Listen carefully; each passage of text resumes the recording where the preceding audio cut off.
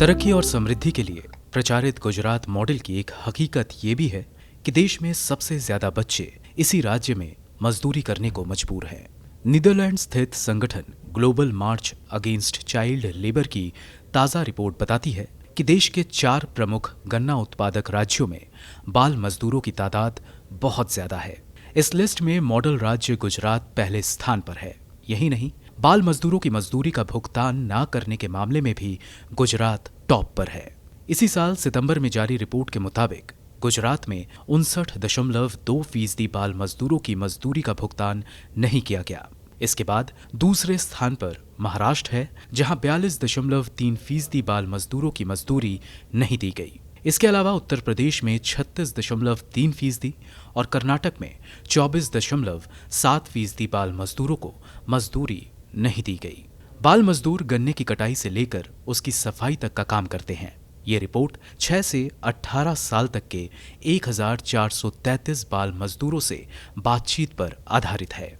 ये सभी बाल मजदूर दक्षिणी गुजरात के 554 सरकारी और निजी मिलों के लिए काम करते हैं। इन मिलों में करीब 4,50,000 मजदूर काम कर रहे हैं। आमतौर पर गन्ने की कटाई नवंबर-दिसंबर से मार्च-अप्रैल तक होती है। मिलों में काम करने वाले मजदूर कॉन्ट्रैक्ट पर लाए जाते हैं और इसकी कटाई के लिए प्रवासी मजदूरों को ज्यादा तरजीह दी जाती है। मॉडल राज्य गुजरात में 57.4% बच्चे ऐसे हैं जो अपने परिवार की आमदनी बढ़ाने के लिए गन्ना कटाई का काम करते हैं।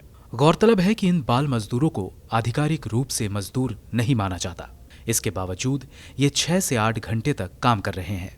इतना ही नहीं, गुजरात उन चुनिंदा राज्यों में एक है जहां गन्ना मजदूरों को उनकी पूरी मजदूरी भी नहीं दी जाती है। गुजरात में प्रति मेट्रिक टन के हिसाब से 2 मजदूरों को इकट्ठा 266.55 रुपए मजदूरी दी जाती है, जो प्रतिदिन खेतीहर मजदूरों को मिलने वाली मजदूरी 203 रुपए से भी कम है।